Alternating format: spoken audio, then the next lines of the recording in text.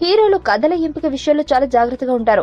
వాళ్ళకి ఓ కాన్సెప్ట్ నచ్చిందంటే ఆ సినిమా తీయడానికి ఎంత కష్టమైనా వదలరు. అదే కథ నచ్చకపోతే మాత్రం పారితోషికం డబ్బులిచ్చినా ఒప్పుకోరు.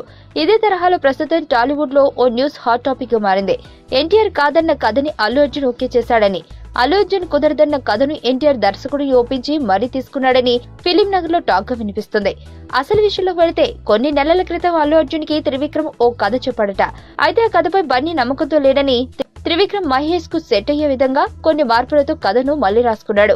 అయితే మహేష్ కొరటాల ప్రాజెక్ట్ తో బిజీగా ఉండటంతో ఆ కథను పక్కన పెట్టి ఎన్టీఆర్ తో వేరే కథను లైన్ లోకి తెచ్చాడట త్రివిక్రమ్. కానీ ఎన్టీఆర్ కి ఆ కథ కంటే కూడా మహేష్ కు రాసుకున్న కథ తెగ నచ్చడంతో ఆ కథని సినిమాగా తీద్దామని ఒప్పించాడట. దీంతో ఆ విధంగా బన్నీ కథను ఎన్టీఆర్ ఓకే చేశాడు. ఇక తారక్ రిజెక్ట్ చేసిన ఒక కథను అల్లు అర్జున్ యాక్సెప్ట్ చేశాడు. రేసుగుర్రం, కిక్ టెంపర్ వంటి కథలను రాసిన రచయిత వకంద వంశీ మెగాఫోన్ పట్టనున్న విషయం తెలిసిందే. అయితే వంశీ రాసుకున్న కథను మొదట తారక్ కి వినిపించాడట.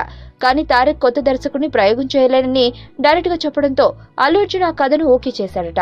ఈ విధంగా ఒకరికి వచ్చిన కథను మరొకరికి తెలియకుండా తారుమారు చేసుకున్నారని సోషల్ మీడియాలో కామెంట్స్ చేసుకుంటున్నారు నెటిజన్లు.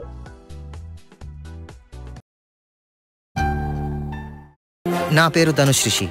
అందరూ ముద్దుగా దరి దరి అని పిలుస్తుంటారు. దేవుడికి నా పైన ఉన్న క్లారిటీ, నా బ్యాడ్ లక్ ఉన్న గ్రావిటీ నాకు చిన్నప్పుడే అర్థమైంది. నా లైఫ్లో లక్ ఫ్యాక్టర్ రాంగ్గా ఉండొచ్చు, కానీ లవ్ ఫ్యాక్టర్ మాత్రం చాలా స్ట్రాంగ్గా ఉంది. ఒక మనిషి చేయి చూసి తన జాతకం మొత్తం చెప్పేయగలను.